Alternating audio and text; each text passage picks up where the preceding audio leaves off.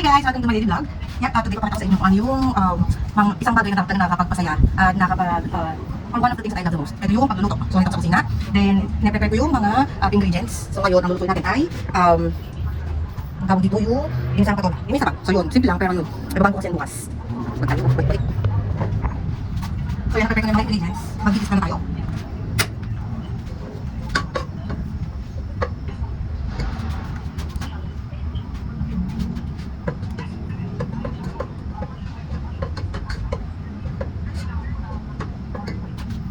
Yan, so habang nagbila tayo, i-chop natin itong onion, spring onion. Nagagawin natin yung pinaka-roots niya. Kuha natin yung chopping board. So yan, i-chop lang natin ng mga 1 cm yung spring onion.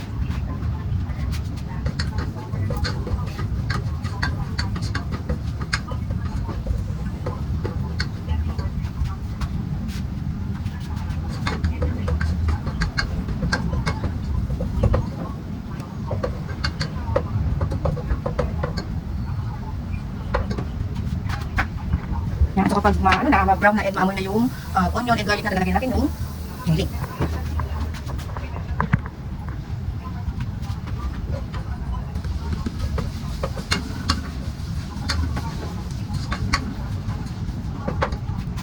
Ito sa inyo kung paano.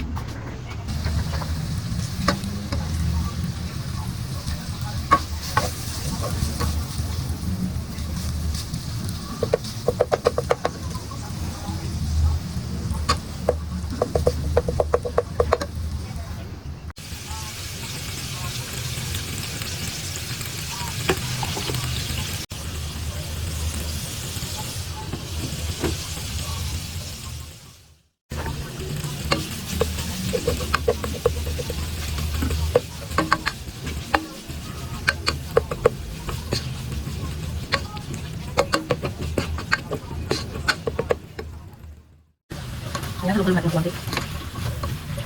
Yan. Tapos kumain natin for at least 3 minutes.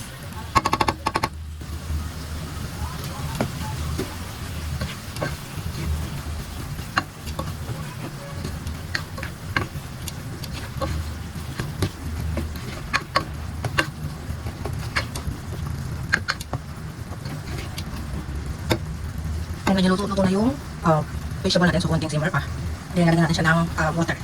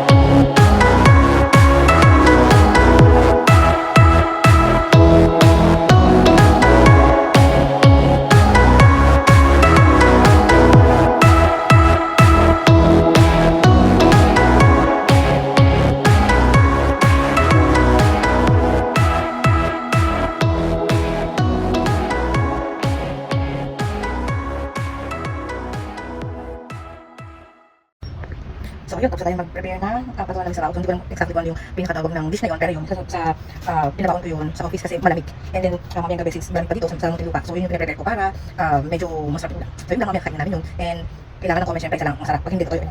So yun lang, that's all for today. Thank you and see you again to my next vlog. Thanks guys, bye!